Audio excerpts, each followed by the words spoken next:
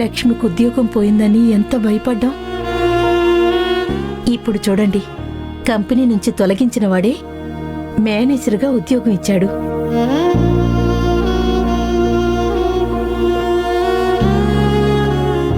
అంతా మంచి జరిగితే అర్చన చేయిస్తానని మొక్కుకున్నాను. ఇప్పుడు నేను కోరుకున్నట్టుగానే జరిగింది కదా. అందుకే గుడికి వెళ్ళొద్దాం పదండి. అమ్మా, నీలాంటి మనిషిని ఎక్కడ చూడలేదు నేను.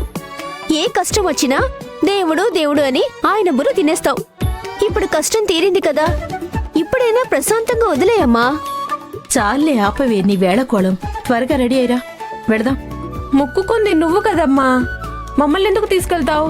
నువ్వు ఒక్కదానివే వెళ్ళిరా. గుడికి వెళదామంటే ఎవరైనా రావంటారా? లక్ష్మి, నువ్వైనా నీ చెల్లెలకు బుద్ధి చెప్పాలి కదమ్మా. ఏ ఆపండి మీ అల్లరి. అమ్మ అంతగా అడుగుతుంది కదా, వెళ్ళొద్దాం పదండి. ఆ, నువ్వు కూడా అమ్మ వైపేనా అక్క? ఇంక మేం మాట్లాడగలమా? సర్లే, ఇప్పుడే రెడీ అయి బయలుదేరుతాం. అయ్యో దేవుడా, ఇప్పుడు వీళ్ళతో గుడికి వెళ్తే అతనికి ఏం చెప్పాలి? ఇక్కడి నుంచి తప్పించుకోలేదంటే అంతే సంగతులు. అఖిల, అర్చన చేయించడానికి అక్కడ టెంకాయ తీసి పెట్టాను, వెళ్ళి తీసుకురా. ఆ, అంతా మంచి జరిగితే 2 టెంకాయలు కొడతానని మొక్కుకున్నాను. ఆ, అఖిల, లక్ష్మికి ఉద్యోగం రావడమే కాకుండా ప్రమోషన్ కూడా వచ్చింది కదా, అందుకే 4 టెంకాయలు తీసుకురా. సరే అమ్మా.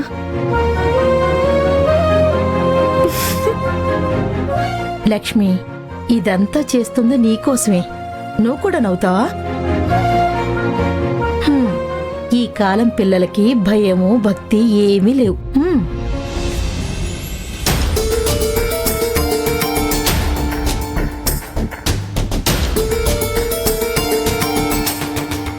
హలో మేడం, మీకు సెపరేట్గా బొట్టు పెట్టి చెప్పాలా?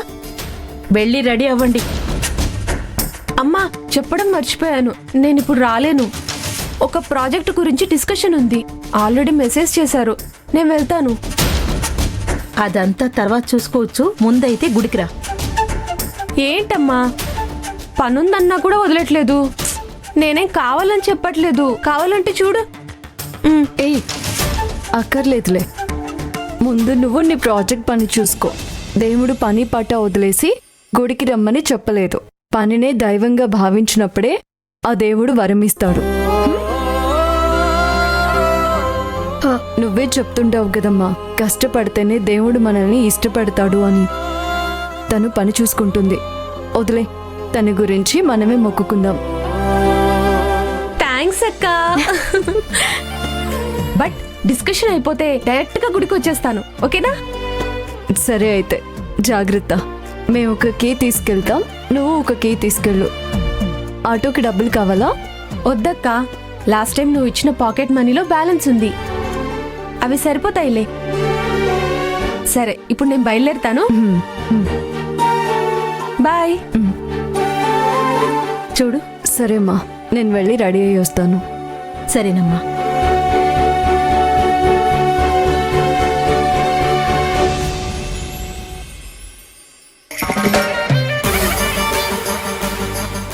ఏంటమ్మా ఇంత సడన్ గా డ్రెస్ మార్పించేసావు? బయటికి వెళ్తున్నాం కదే, అలానే వెళ్ళిపోతావా ఏంటి? ఏంటయ్యా, ఇప్పుడు మమ్మల్ని కార్లో తీసుకెళ్లి కిడ్నాప్ చేసి ఆ ఇల్లు కొనేదాకా బెదిరిస్తావా ఏంటి? ఇదిగో, అలాంటి ఆలోచనలు ఏమైనా ఉంటే ఇప్పుడే మానుకో చెప్తున్నాను. ఏదేదో ఊహించుకుంటున్నారేంటి మేడం? ఇందాక నేను ఈ కార్లోనే వచ్చాను. నా మీద నమ్మకం లేకుంటే ఆటో బుక్ చేసుకుని రండి. అమ్మా, మతుండే మాట్లాడుతున్నావా? ఆయన ఎందుకు మనల్ని కిడ్నాప్ చేస్తారు? ఇప్పుడు ఆటోలో వెళ్తే దానికి బాగానే ఖర్చు అవుతుంది. అది నువ్వు పెట్టుకుంటావా? మరైతే ఏమీ మాట్లాడకుండా కారెక్కు. ఏ ఖర్చు లేకుండా మన డౌట్ క్లియర్ అవుతుంది కదా.